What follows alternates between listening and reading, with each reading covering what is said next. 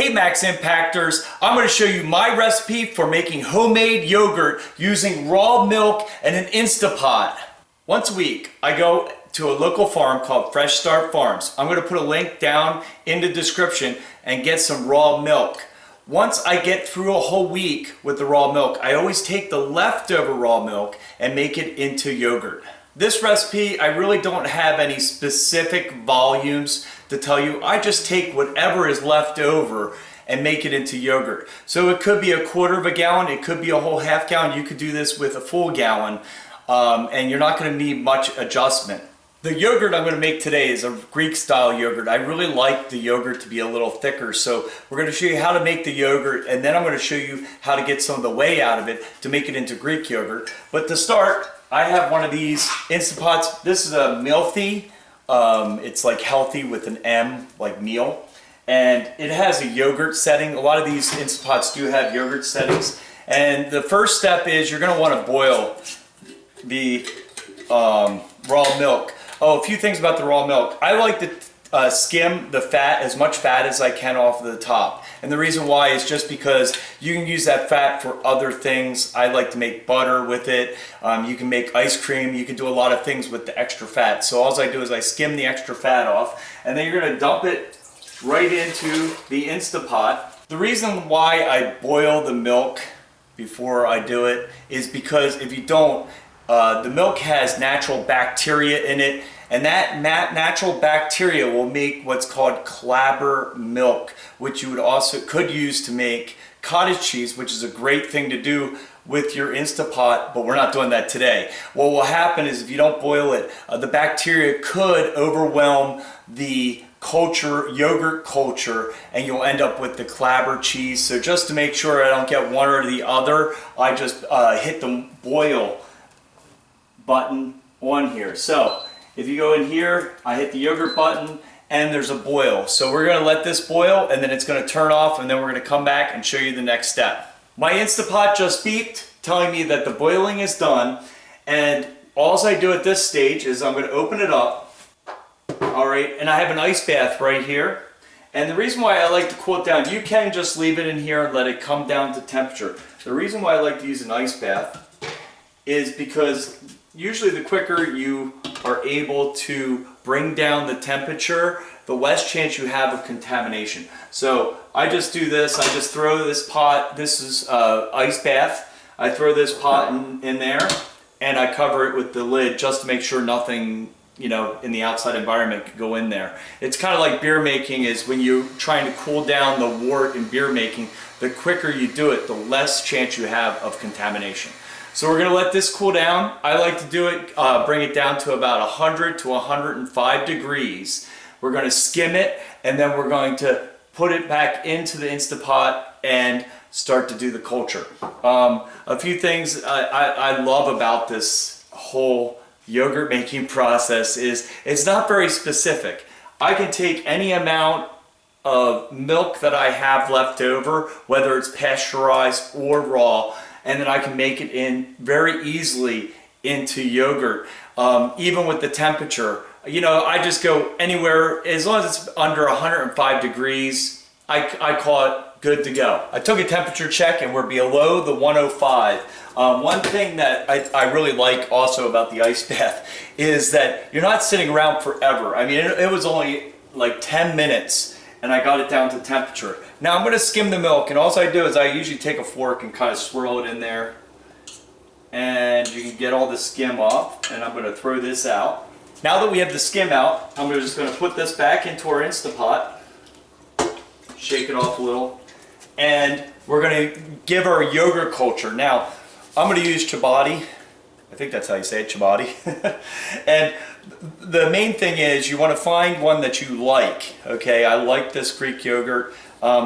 This is vanilla.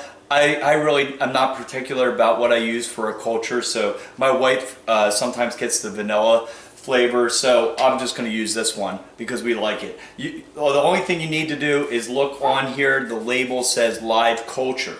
Now I'm just going to take one spoonful. Now here's one thing that I do a little different. Okay, this is about a tablespoon worth. The thing I do different is a lot of people, they take a little bit of the milk and put it into another container and then add the culture and stir it up. I don't find that very useful. I think it's a waste of time.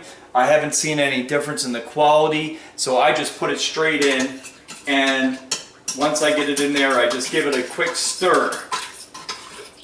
Also, I feel like when you use another container to throw the milk in and then throw the yogurt in, you're also risking the chance of introducing more contaminant, because I would have still had to use that spoon, right, to stir it up.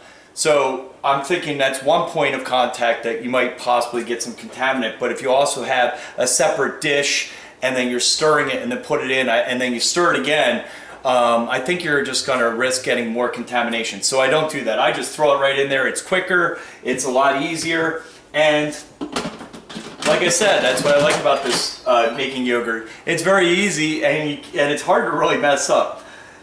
Now I put the lid back on, and I like to do a 24-hour culture. My Instapot lets me do 8 hours. I will do 8 hours, but the reason why I do 12 is because I like it, because usually I'm off. Everybody knows I'm a karate instructor. I'm off during the day, so when I go 24 hours, I know that today at this time it will be done, and I know that that's going to be the time I'm going to be off. If you're doing it 8 hours, you might have to do it in the morning, go to work, and then when you come back from work, finish it up. Either way, whatever works in your schedule. I find that the 8 hours and the 12 hours pretty much makes a similar product.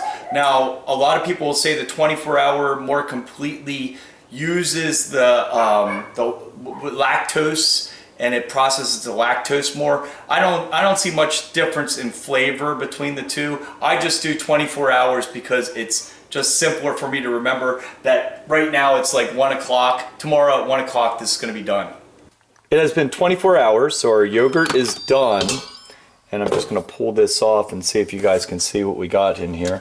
Okay, so we got some really good yogurt. Now, the first thing we're going to do is, you can see when I tilt it a little bit, there's kind of like a skim. So all I do with that is I'm going to take a spoon. I just take a spoon like this. All right, and I like to just take this skim off. It's kind of hard to do with one hand. And then I dump it into another dish. So I'm going to pull this out, and then I'm going to do that. All right, so I just kind of tilt it like this, and you'll see there's like a skim. And I just take the skim, and I just dump it into a separate bowl. Since we're going to make some Greek yogurt, I have skimmed off the skim, and I have a bowl here with a strainer and some cheesecloth. And it's very simple. I'm just going to take this, and I'm going to dump it in to this. And what this is going to do is it's going to drain off all the way. I'm going to put it in the refrigerator now, and then I'll come back when it's all strained. Our yogurt has been sitting in the fridge for quite a bit of time now, and I usually let it go down to this level with it, almost having no whey left in it. The whey is all on the bottom, and this is what you would call pub cheese, yogurt cheese. Yogurt cheese you can put on bread and just kind of like cream cheese, but it's a little bit wetter. And we can actually, at some point, I'm going to put out a video showing you how to change this into actual cream cheese. But for today, we're going to finish up our Greek yogurt. So I'm just going to take this, and I have this little jar over here, and we're just going to put it in. And then what I do from there is I'm going to add a little bit of whey to it to thick, because right now it's probably too thick, to thin it up a little bit. So let me show you that. All right, so I'm just going to take it. This is really dry now, so you can almost kind of like go like this, and it will come off of the cheesecloth. And then you carefully put it in. This is a canning funnel that I use, and then I just kind of go like this and work it in there.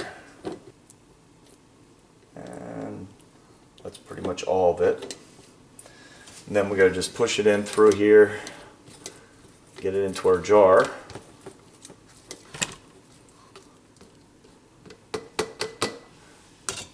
Now this is still a little too thick, So what you're going to want to do is take some of your whey, and I just kind of add it back in.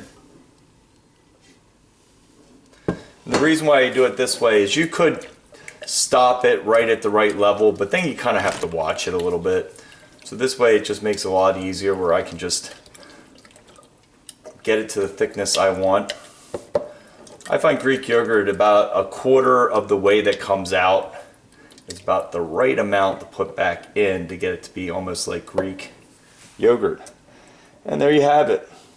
And you know, and depending on how much milk I have at the end of the week, I may only get a half a jar, I may get a full jar, but the recipe is all the same. Alright guys, so you can kind of look down there and you can see it's nice and thick. I might actually add a little bit more weight to that, but you just kind of stir it up. Stirring up also helps get a lot of the chunks out of it. And there's our finished product. Well, now I have my finished product, the yogurt, and since I buy milk once a week, this has become kind of a week in, week out project. It's very simple. I mean, it really doesn't take very much time. You know, it's just a minute of pouring it in, hitting a button, and then a minute of putting the starter in, and then you just let it sit for 24 hours, and then you dump it into the filter. It really takes only a couple minutes to make some really fresh, plain yogurt that's delicious and healthy for you. If you like this video, please hit the like button and subscribe to our channel, and we'll see you in the next video. Thanks for watching.